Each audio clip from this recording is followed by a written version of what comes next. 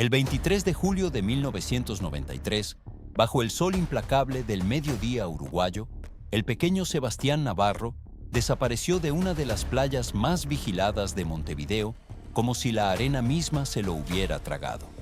26 años después, un canal de YouTube especializado en vida marina revelaría una verdad tan extraordinaria que desafiaría todo lo que creíamos saber sobre las desapariciones, la memoria y la capacidad del amor familiar para trascender décadas de separación. ¿Cómo es posible que un niño se desvanezca en segundos de una playa llena de testigos, sistemas de seguridad y protocolos establecidos?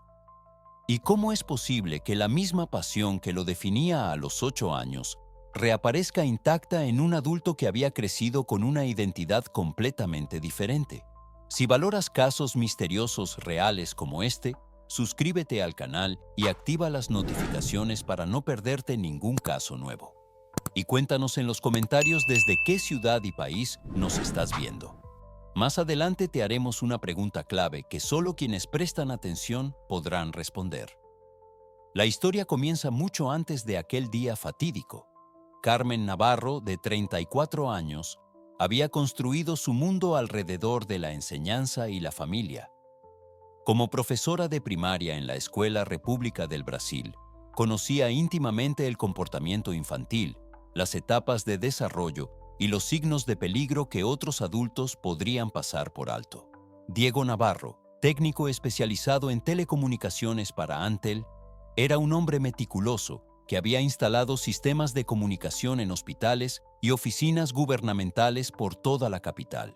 Su precisión técnica se extendía a la vida familiar, horarios establecidos, rutas planificadas y protocolos de seguridad que habían convertido cada salida familiar en una operación cuidadosamente coordinada.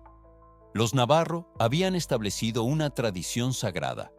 Cada domingo de enero y febrero, cuando el verano uruguayo alcanzaba su plenitud, la familia completa se dirigía a Playa Pocitos para su ritual semanal.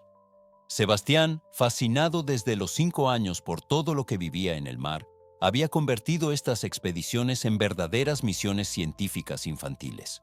Llevaba consigo una pequeña cámara desechable amarilla, regalo del abuelo Raúl para su 8º cumpleaños, con la que documentaba meticulosamente cada cangrejo, cada concha, cada formación de algas que encontraba entre las rocas. Playa Pocitos no era una elección casual. En 1993, era considerada la playa urbana más segura de Montevideo, con salvavidas certificados, sistema de cámaras de circuito cerrado que cubrían los accesos principales y registro obligatorio de visitantes durante la temporada alta. Los domingos, familias de clase media se congregaban bajo sombrillas de rayas azules y blancas, mientras los niños corrían entre las olas bajo la supervisión vigilante de padres que habían elegido ese lugar precisamente por su reputación de seguridad absoluta. Aquel domingo 23 de julio amaneció con un cielo despejado y una temperatura que prometía alcanzar los 22 grados. Sebastián se despertó a las 7:30, como siempre hacía los días de playa, y encontró a sus padres desayunando mate cocido y tostadas en la pequeña cocina de su apartamento en el barrio Cordón. Diego había preparado la mochila familiar, protector solar factor 15, toallas de colores primarios, una pelota de fútbol desinflada que Sebastián insistía en llevar aunque nunca la usaran, y la inevitable cámara amarilla colgando del cuello del niño como un amuleto personal. La familia llegó a Playa Pocitos a las 10:15 de la mañana, siguiendo la ruta establecida que los llevaba directamente al sector este, cerca de los juegos infantiles, pero con acceso fácil a las formaciones rocosas donde Sebastián desarrollaba sus investigaciones marinas. Carmen extendió la manta familiar a exactamente 30 metros de la línea de agua, una distancia calculada para mantener vigilancia constante, sin restringir la exploración natural del niño. Diego instaló la sombrilla con precisión ingenieril, orientándola para proporcionar sombra durante las próximas 4 horas. Los primeros momentos siguieron el patrón familiar establecido durante años. Sebastián corrió inmediatamente hacia las rocas del extremo norte, cámara en mano. Mientras Carmen organizaba los snacks y Diego aplicaba la primera ronda de protector solar a Sofía, la hermana mayor de 12 años, quien prefería leer bajo la sombrilla que explorar la orilla.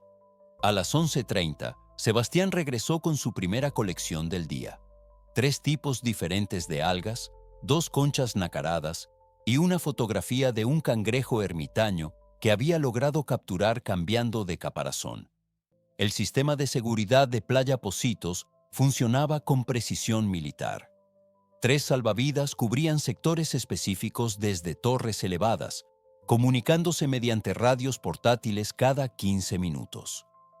4 cámaras de circuito cerrado monitoreaban los accesos principales, las áreas de mayor concentración familiar y los sectores donde las corrientes marinas presentaban riesgos potenciales.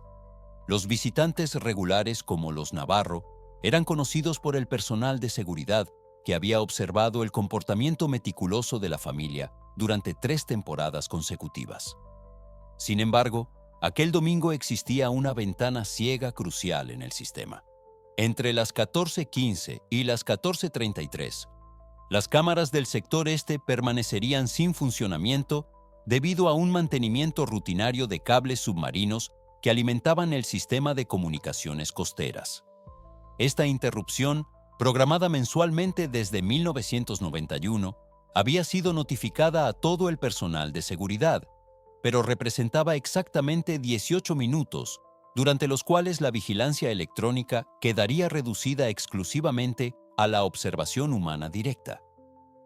A las 2:15 de la tarde, mientras sus padres conversaban con otros bañistas sobre las perspectivas de la nueva temporada turística y los cambios en las regulaciones municipales para vendedores ambulantes, Sebastián se dirigió una vez más hacia las rocas. Llevaba su cámara amarilla y una pequeña bolsa de plástico para recolectar especímenes. Carmen lo vio alejarse y, como había hecho cientos de veces antes, calculó mentalmente el tiempo que le tomaría llegar a su destino favorito. Aproximadamente 2 minutos caminando sobre la arena, 30 segundos navegando entre las rocas y otros 5 minutos de exploración antes de regresar para mostrar sus descubrimientos. A las 2:30 exactas, según testimonios posteriores de múltiples testigos, Sebastián simplemente ya no estaba. Carmen, que había estado observando la zona de rocas mientras mantenía una conversación sobre los nuevos protocolos escolares con la familia González, se dio cuenta de que no podía localizar visualmente a su hijo. Diego, que había estado leyendo el diario El País a apenas 3 metros de distancia, inmediatamente dejó el periódico y comenzó a caminar hacia las rocas, asumiendo que Sebastián simplemente se había movido a un área no visible desde su posición. Los siguientes 10 minutos se convirtieron en una escalada controlada de preocupación.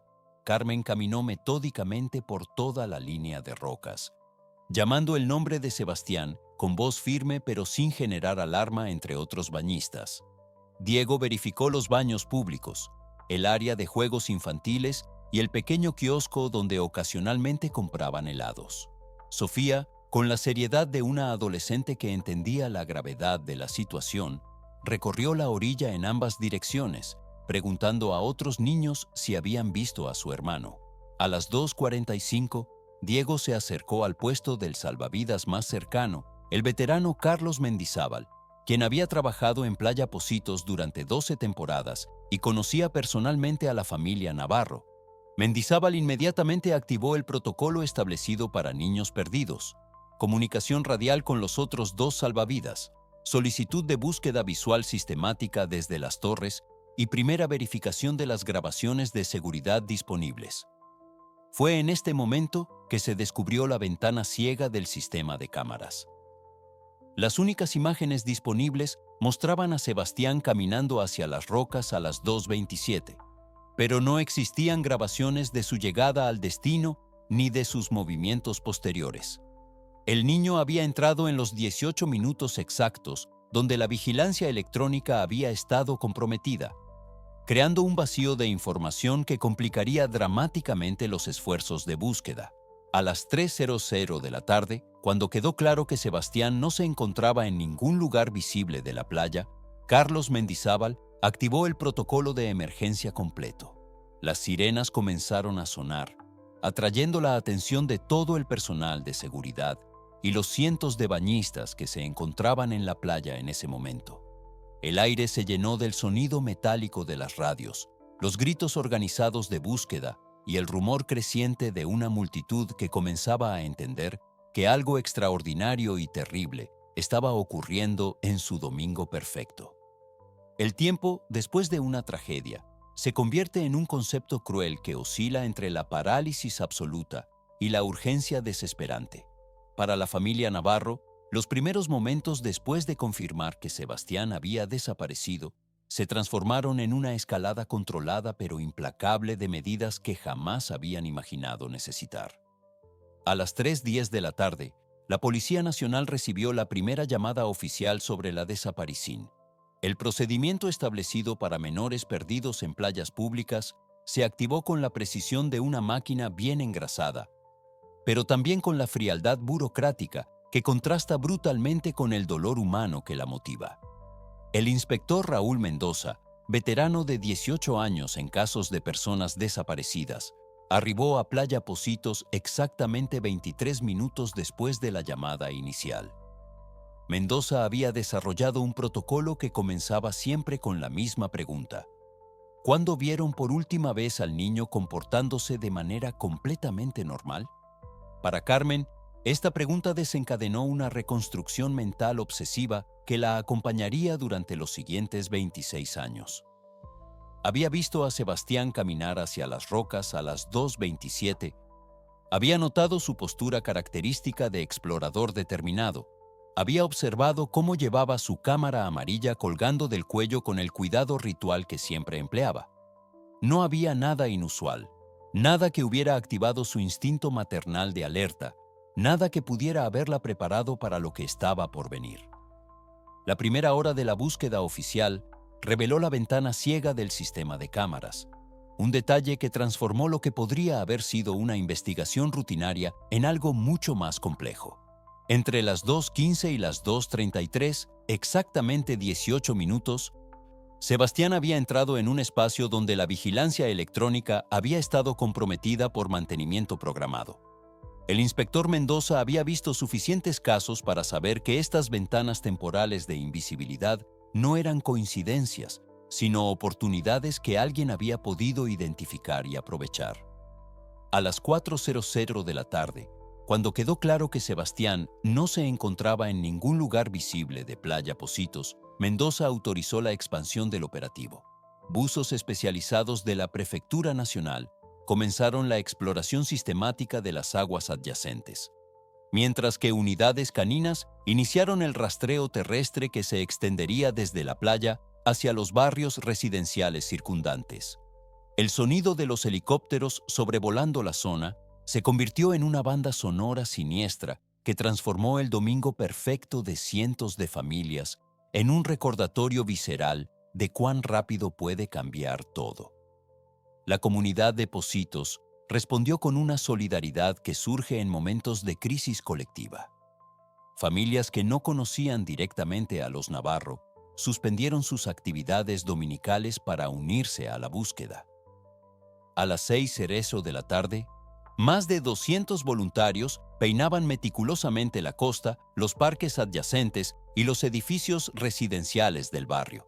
Cada 15 minutos, el bullicio esperanzado de «creo que lo encontré» se extinguía en el silencio devastador de otra falsa alarma. El descubrimiento de la cámara amarilla ocurrió a las 7:45 de la tarde, cuando la luz dorada del atardecer uruguayo comenzaba a desvanecerse. Un voluntario de la búsqueda, el vecino Jorge Medina, encontró el pequeño dispositivo parcialmente enterrado en la arena cerca de los juegos infantiles, aproximadamente 150 metros de donde Sebastián había sido visto por última vez.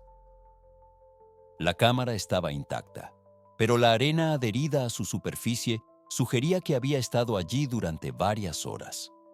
Carmen reconoció inmediatamente la cámara, no solo por su color amarillo distintivo, sino por una pequeña calcomanía de un cangrejo que Sebastián había pegado en la parte trasera durante sus vacaciones del verano anterior. Sin embargo, había algo perturbador en el estado del dispositivo. Sebastián jamás habría dejado su cámara en la arena de manera descuidada. Era demasiado meticuloso con sus pertenencias, especialmente con el regalo de su abuelo. La cámara parecía haber sido colocada deliberadamente, casi como si alguien hubiera querido que fuera encontrada. El revelado de la película se realizó esa misma noche en un laboratorio fotográfico de emergencia que la policía había establecido en las instalaciones de la comisaría más cercana. Las primeras 23 fotografías documentaban meticulosamente la mañana de Sebastián. Cangrejos ermitaños, formaciones de algas, conchillas clasificadas por color y tamaño.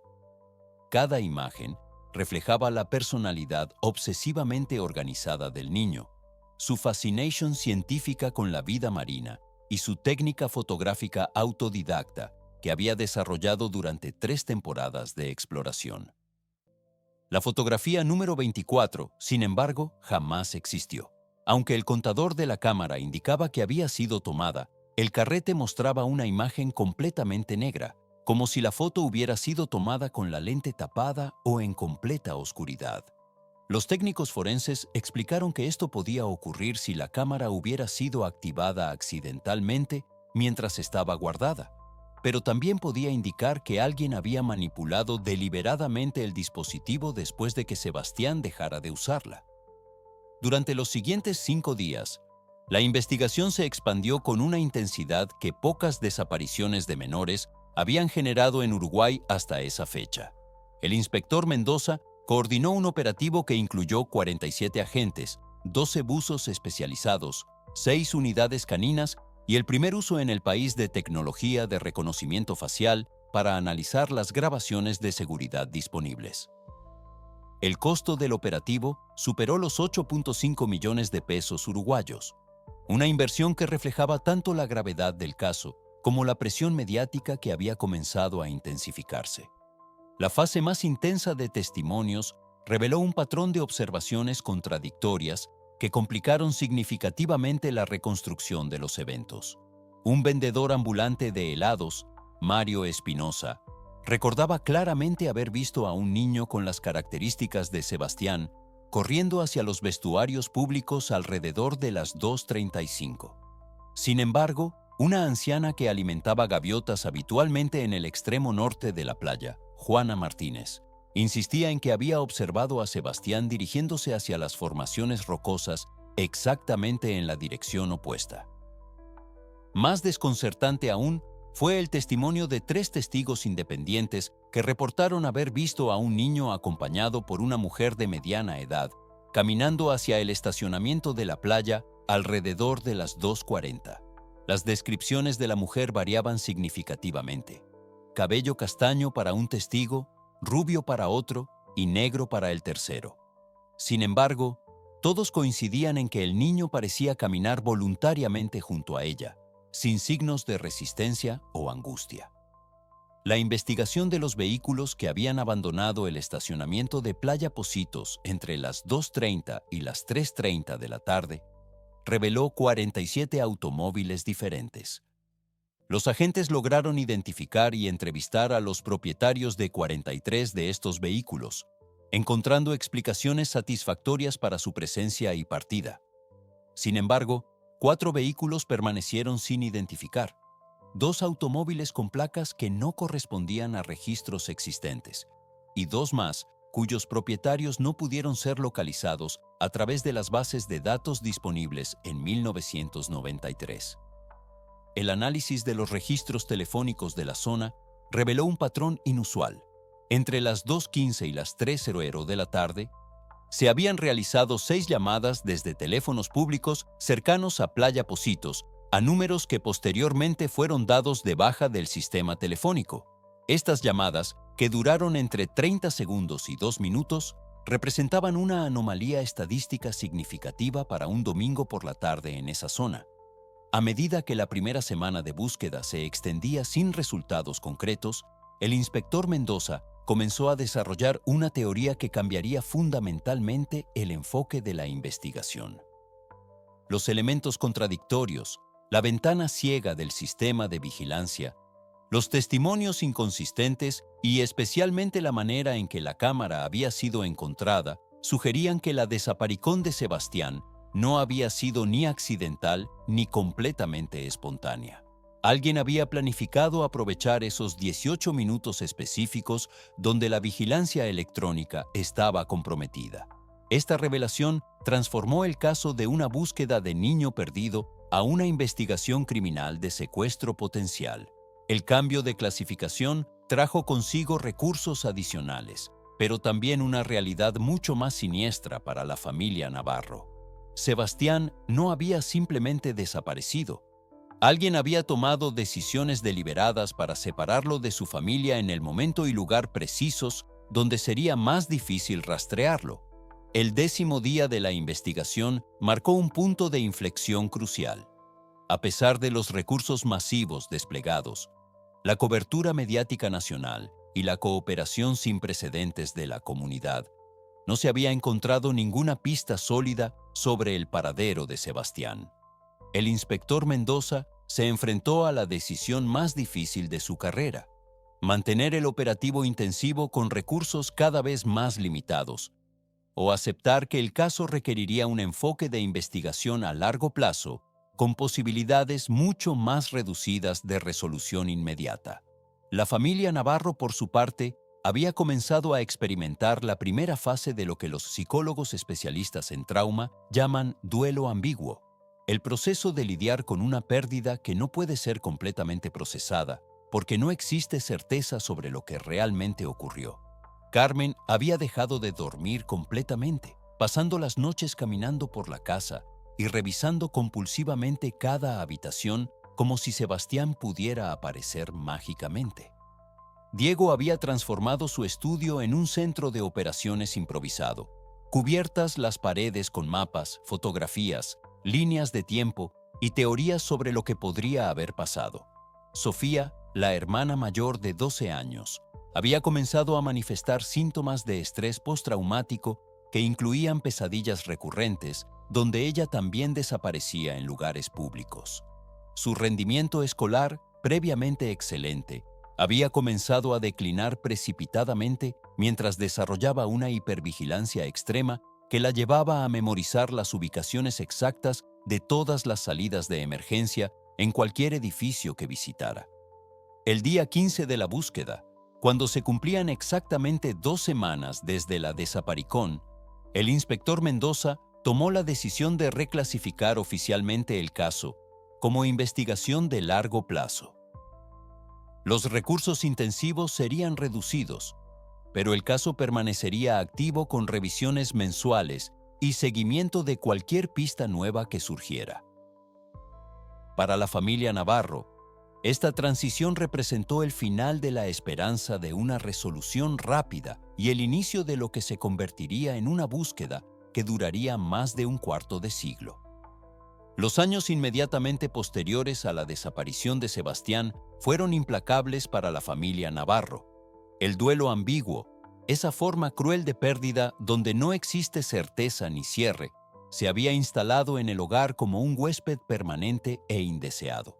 Cada miembro de la familia procesó el trauma de manera diferente, pero todos fueron fundamentalmente alterados por la experiencia. Carmen, cuyo instinto maternal había sido brutalmente desafiado por la pérdida de su hijo menor, encontró en la educación un camino hacia la comprensión y la sanación. Durante los primeros 5 años después de la desaparición, había continuado trabajando como profesora de primaria, pero su perspectiva pedagógica cambió radicalmente. Comenzó a especializarse en psicología educativa, enfocándose específicamente en cómo los traumas de pérdida y separación afectaban el desarrollo cognitivo y emocional de los niños. Su experiencia personal la convirtió en una educadora extraordinariamente sensible a las señales de estrés que otros profesionales podrían pasar por alto. En 1998, 5 años después de perder a Sebastián, Carmen obtuvo una maestría en psicología infantil aplicada de la Universidad de la República.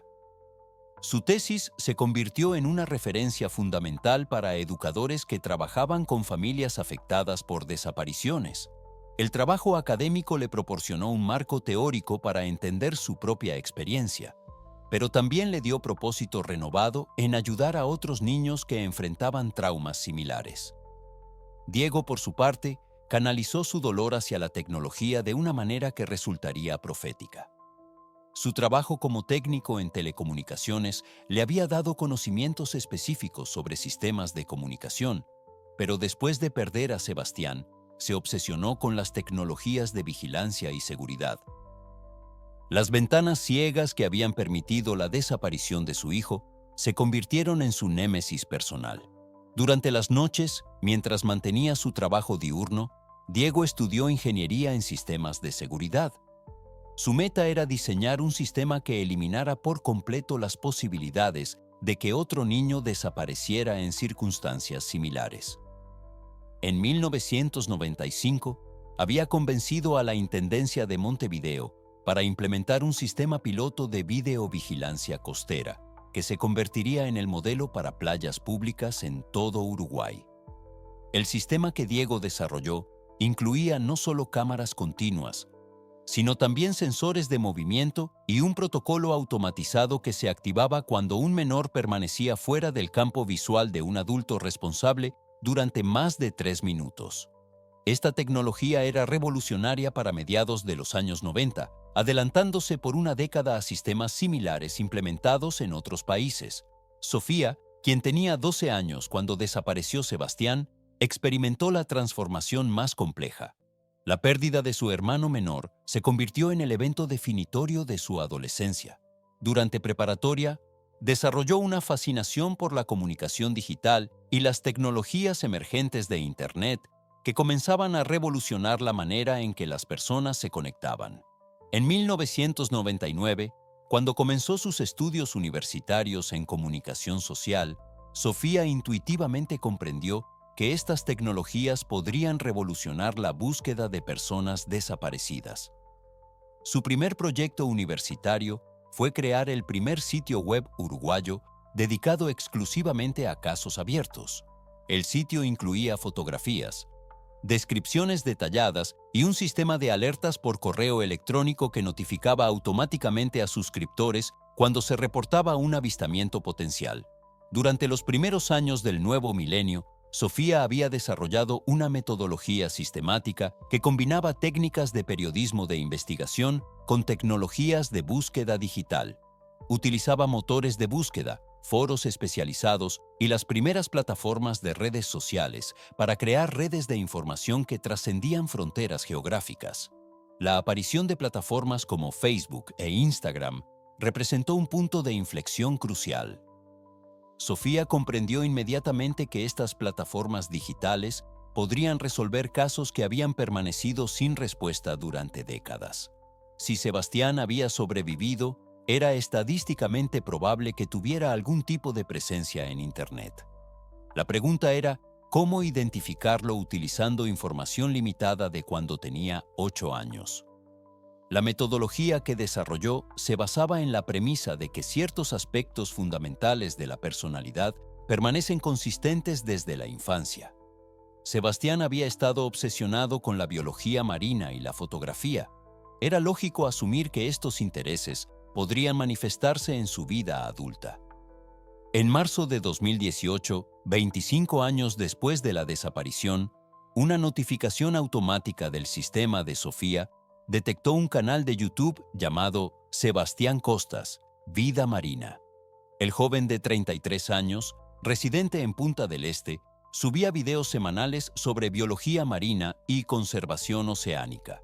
Lo que hizo que este perfil fuera diferente de los cientos anteriores era la convergencia de múltiples factores específicos: el nombre, la edad exacta, la residencia en Uruguay y una técnica fotográfica idéntica a la que Sebastián había empleado cuando documentaba crustáceos en Playa Pocitos. Los videos mostraban a Sebastián Costas fotografiando vida marina con una metodología obsesivamente detallada que era indistinguible de la técnica que el Sebastián de 8 años había empleado. Los mismos ángulos de captura, la misma aproximación cuidadosa, incluso la misma manera de sostener la cámara. Para Sofía, que había analizado miles de horas de material relacionado con su hermano, las similitudes eran demasiado específicas para ser coincidenciales. Diego, cuando Sofía le mostró los videos, experimentó una conmoción que no había sentido desde los primeros días después de la desaparición. Su entrenamiento técnico le permitía analizar objetivamente las evidencias, pero también reconocía patrones de comportamiento que solo un padre podría identificar. La forma en que Sebastián Costas sostenía la cámara era idéntica a los recuerdos que había mantenido intactos durante 25 años. El 22 de octubre de 2019, utilizando protocolos legales establecidos para casos de reunificación, la familia Navarro solicitó formalmente un encuentro con Sebastián Costas a través de un abogado especializado. La solicitud incluía una explicación completa de las circunstancias de la desaparición, la metodología que había llevado a su identificación y una propuesta para verificación de identidad a través de pruebas de ADN. La respuesta llegó 3 días después. Sebastián Costas explicó que había crecido creyendo que sus padres habían muerto cuando él era muy pequeño y que su abuela Elena lo había criado. Sin embargo, también mencionó que había experimentado sueños recurrentes sobre una familia diferente y recuerdos fragmentarios que nunca había podido explicar completamente. El encuentro en la cafetería El Miraflores de Montevideo, programado para el 15 de octubre de 2019, se convirtió en el momento más trascendental en la vida de 3 generaciones de la familia Navarro. Carmen había llegado 2 horas antes, ordenando interminables tazas de café que apenas tocaba, mientras reorganizaba obsesivamente las fotografías familiares que había traído para mostrarle a Sebastián Costas. Diego, fiel a su naturaleza meticulosa, había preparado un dossier completo con documentos de identidad, registros médicos de cuando Sebastián era pequeño y las grabaciones digitalizadas de los primeros días de búsqueda en 1993. Su aproximación técnica al reencuentro era su manera de lidiar con emociones que había mantenido contenidas durante 26 años. Sofía llegó acompañada de Ana y la pequeña Isabel, entonces de 9 años, quien había sido cuidadosamente preparada para conocer al tío que había estado perdido durante toda su corta vida. Cuando Sebastián Costas entró a la cafetería a las 3:00 de la tarde exactas, el reconocimiento fue inmediato pero complejo. A los 34 años, conservaba la estructura facial distintiva de los Navarro, pero había desarrollado la complexión atlética de alguien que había pasado décadas trabajando en ambientes marinos. Su manera de moverse, observar el entorno y aproximarse cautelosamente a la mesa reflejaba tanto la curiosidad científica que había caracterizado al Sebastián de 8 años, como la prudencia de un adulto que acababa de descubrir que su identidad completa había sido una construcción. Carmen fue la primera en hablar, y sus primeras palabras fueron exactamente las mismas que había usado para llamarlo 26 años antes. Sebastián, mi amor. La reacción de Sebastián fue inmediata y visceral. Comenzó a llorar sin poder controlarse, no porque recordara conscientemente a Carmen, sino porque algo profundo en su memoria emocional respondía a esa voz y esa entonación específica que había escuchado durante los primeros 8 años de su vida. La conversación inicial fue fragmentaria y emocional. Sebastián explicó que durante las semanas previas al encuentro había estado experimentando lo que describía como memorias que no sabía que tenía. Sueños sobre una playa específica, recuerdos difusos de una habitación con paredes azules que correspondía exactamente con su antigua habitación infantil, y una sensación persistente de que había perdido algo importante sin saber qué era. Diego presentó metódicamente la evidencia que había compilado durante 2 décadas y media.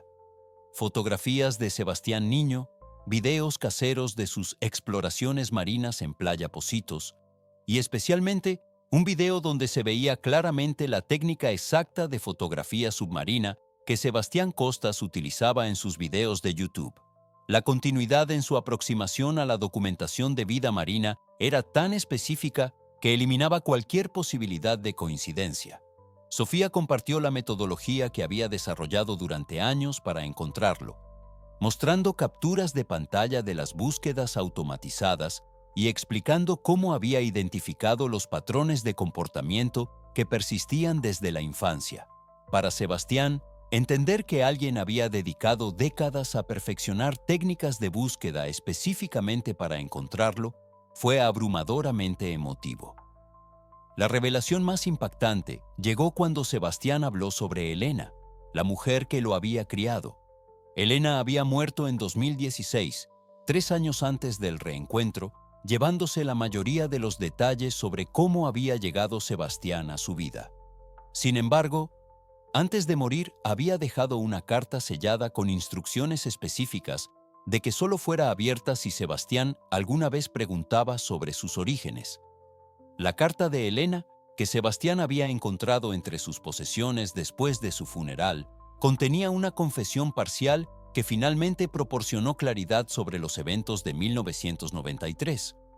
Elena explicaba que había perdido a su propio hijo en un accidente de tránsito 3 días antes del 23 de julio de 1993 y que se encontraba en un estado de crisis emocional severa cuando vio a Sebastián solo en las rocas de Playa Pocitos. Según la carta, Elena había observado a Sebastián explorando durante varios minutos sin ver a ningún adulto cerca. En su estado mental alterado por el duelo, había interpretado la presencia del niño como una señal divina. Se había acercado a Sebastián, le había dicho que conocía un lugar donde había cangrejos especiales que nunca había visto, y lo había llevado hacia su automóvil, que estaba estacionado en una zona lateral del complejo de la playa. La carta revelaba que Elena no había planeado llevarse a Sebastián de manera permanente. Su intención inicial había sido mostrarle los cangrejos prometidos y devolverlo con su familia. Sin embargo, cuando llegaron al automóvil, Sebastián había comenzado a llorar y a pedir por su mamá. Elena, en su estado de duelo no resuelto, había interpretado este llanto como evidencia de que el niño también había perdido a su familia. Elena había tomado la decisión de llevarse a Sebastián a Punta del Este, donde tenía una casa de verano que había heredado de sus padres. Durante las primeras semanas había esperado que aparecieran noticias sobre la búsqueda de un niño, pero las comunicaciones en 1993 entre diferentes ciudades uruguayas no eran tan inmediatas como en la actualidad, y Elena había evitado deliberadamente seguir las noticias porque le recordaban su propia pérdida. La carta explicaba que conforme pasaron las semanas y no apareció información sobre la familia de Sebastián, Elena había comenzado a racionalizar su decisión. Se convenció de que si tenía una familia que lo buscaba activamente, las autoridades habrían expandido la búsqueda más allá de Montevideo. La ausencia de búsquedas visibles en Punta del Este le confirmó, en su mente alterada por el trauma, que Sebastián realmente había necesitado ser rescatado. Durante los primeros meses, Elena había mantenido a Sebastián relativamente aislado, diciéndole que su familia había muerto en un accidente y que ella era su abuela materna que había venido a cuidarlo. La historia había sido creíble para un niño de 8 años, que había experimentado un trauma de separación y que necesitaba desesperadamente una figura de cuidado estable. Elena había proporcionado a Sebastián una infancia llena de amor genuino, educación de calidad y especialmente había nutrido su fascinación por la biología marina, llevándolo regularmente a explorar las costas de Punta del Este. Irónicamente, la misma pasión que había llevado a su desaparición se había convertido en el elemento central de la identidad que desarrolló con Elena. La familia Navarro procesó esta información con sentimientos complejos. Por un lado, el alivio de saber que Sebastián había sido amado y cuidado durante los años de separación era inmenso. Por otro lado, la realización de que Elena había tomado decisiones que habían causado décadas de sufrimiento familiar era difícil de reconciliar con la evidencia de que había sido una madre cariñosa para Sebastián. Sebastián explicó que Elena nunca había sido abusiva o negligente. Al contrario, había sido extraordinariamente dedicada a su educación y desarrollo personal. Le había pagado clases de buceo profesional lo había apoyado durante sus estudios universitarios en biología marina y había sido su principal fuente de apoyo emocional durante toda su vida adulta.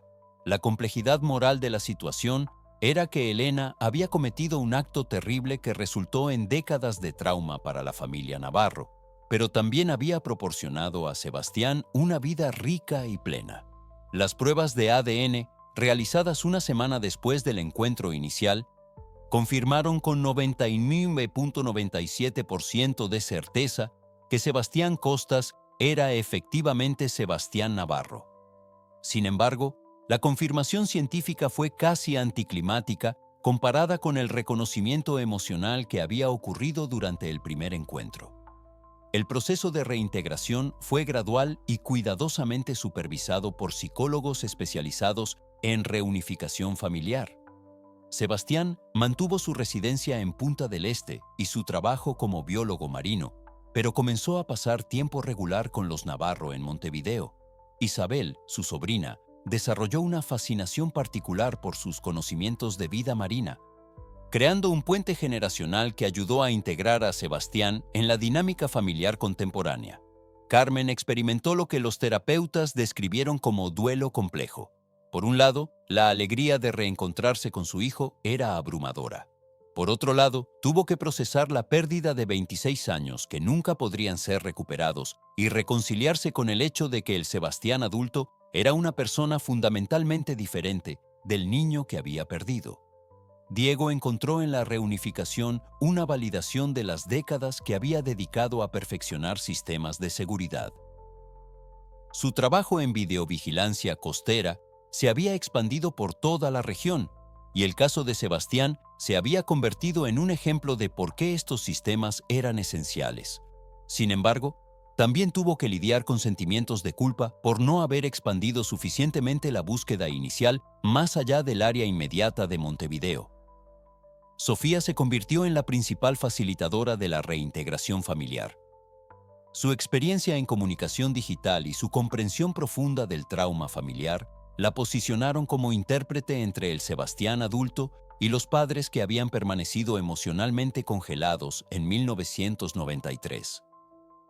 Ayudó a establecer nuevas tradiciones familiares que incorporaran tanto los recuerdos de antes de la separación como la vida que cada miembro había construido durante los años intermedios. La revelación del caso tuvo impacto nacional en Uruguay. Los medios documentaron extensivamente la reunificación y la historia se convirtió en un caso de estudio para organizaciones internacionales que trabajaban con personas desaparecidas. La metodología de búsqueda digital que Sofía había desarrollado fue adoptada por agencias oficiales en múltiples países. Sebastián comenzó a incorporar temas de reunificación familiar y búsqueda de personas desaparecidas en su canal de YouTube. Sus videos sobre la importancia de la documentación sistemática de comportamientos familiares y la persistencia en la búsqueda llegaron a audiencias internacionales. Su caso demostró cómo las pasiones y características fundamentales de personalidad pueden persistir incluso después de separaciones traumáticas prolongadas. La cámara amarilla original, encontrada en 1993, fue devuelta ceremonialmente a Sebastián durante una reunión familiar en diciembre de 2019. Aunque la película había sido revelada décadas antes, Sebastián llevó la cámara a un laboratorio especializado donde técnicos forenses lograron recuperar la imagen número 24 que había permanecido en blanco durante 26 años. La fotografía recuperada mostraba exactamente lo que la familia había teorizado durante décadas: los pies de Sebastián corriendo por la arena mientras seguía a Elena hacia el estacionamiento. La imagen, borrosa pero claramente identificable, proporcionó el cierre visual final para un misterio que había definido las vidas de toda una familia durante más de un cuarto de siglo. En marzo de 2020, exactamente 27 años después de la desaparición original, la familia Navarro regresó juntos a Playa Pocitos para una ceremonia privada de reconciliación con el lugar donde todo había comenzado. Sebastián llevó su equipo de fotografía submarina y documentó la misma zona de rocas que había estado explorando como niño, completando simbólicamente la exploración que había sido interrumpida en 1993. Esta extraordinaria historia nos enseña que el amor familiar puede trascender décadas de separación y que la tecnología moderna puede resolver misterios que parecían imposibles. La persistencia de Sofía, la dedicación de Diego a mejorar los sistemas de seguridad y la fortaleza de Carmen para mantener la esperanza durante 26 años crearon las condiciones que hicieron posible este reencuentro milagroso. ¿Qué opinan de esta increíble historia de reunificación? ¿Pudieron identificar las señales que apuntaban hacia la verdad a lo largo de toda la narrativa? La combinación del comportamiento característico de Sebastián, su pasión persistente por la biología marina y las técnicas de búsqueda digital de Sofía crearon la tormenta perfecta que permitió resolver uno de los casos de desaparición más prolongados en la historia uruguaya. ¿Cómo creen que habrían manejado ustedes una búsqueda de esta magnitud? Compartan sus reflexiones en los comentarios.